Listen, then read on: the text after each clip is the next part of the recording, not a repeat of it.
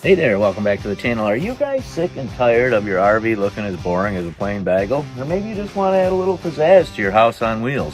Well, buckle up, Buttercup, because I'm going to show you how to install these RV lights under your rig like a pro.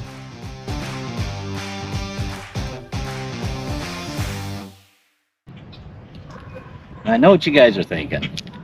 Trust me, you don't have to have a NASA engineer to install these bad boys under the rig.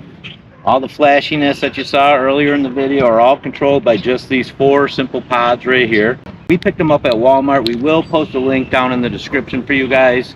I think at the time about 50 bucks, but that was almost 3 years ago.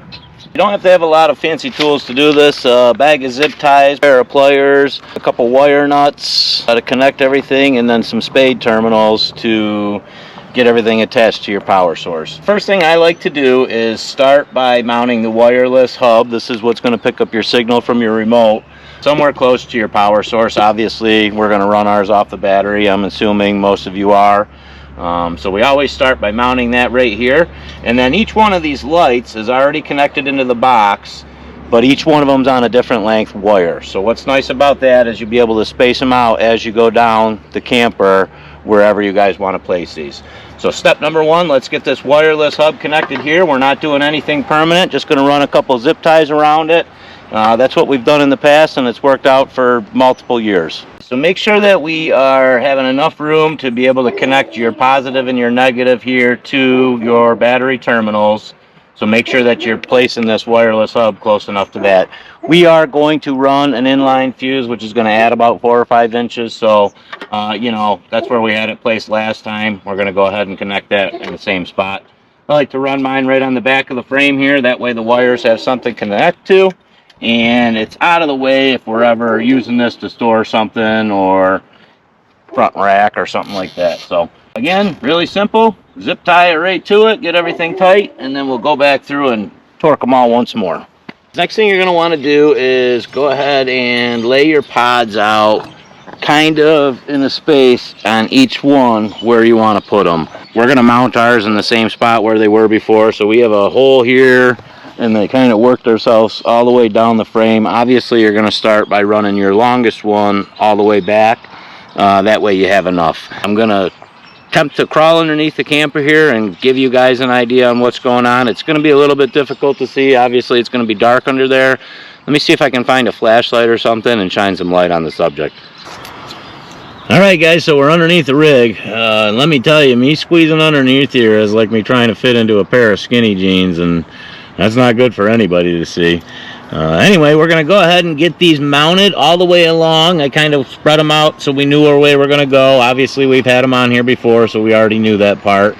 But make sure you guys space yours out evenly. You do come with like a 3M tape that comes on the back of them. I wouldn't recommend mounting it with that if you're going to have them underneath here. They are waterproof and off-road mud proof, things like that. So we're just going to use the hardware that comes with them. Let me go ahead and get these mounted along the frame rail here, and I'll show you guys what it looks like. So we got each one of these pods mounted up on the frame where they were sitting before.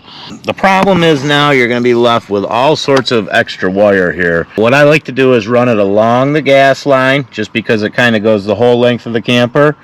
And I like to start in the back. That way I know I have plenty of slack up front for when we go ahead and hook up the battery. Well, let me go ahead and try to squeeze on out of here and crawl under back there. There's no way I'm making it this way.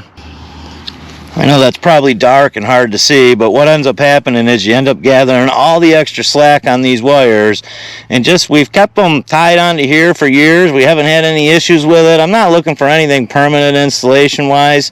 You know, like I said, this is maybe something we had to redo. I think it's been 3 years now. So just kind of go along the gas line like this. Make sure everything's zip tied up there nice and tight. We get a few situated at first, and then I'll go through and put another one kind of in between all these. And what ends up happening is we'll have to bunch all this extra wire up by the battery box. Alright, got all the zip ties connected. Now let's go ahead and get this inline fuse connected. And these are optional. I mean, honestly, you're not running a lot of power to these LED lights.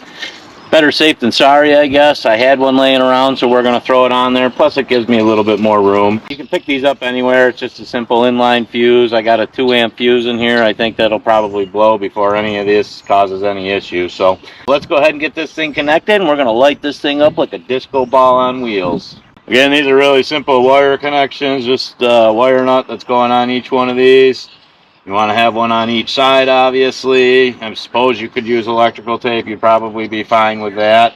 We're going to get these spade terminals connected. You probably need either a set of wire strippers, or you could probably muscle it down with a pair of needle nose or something like that. So pretty simple stuff. Positive to positive, negative to negative. There you have it, guys. Everything works on a remote for this system. Figure out what setting you like and be the light of the campground.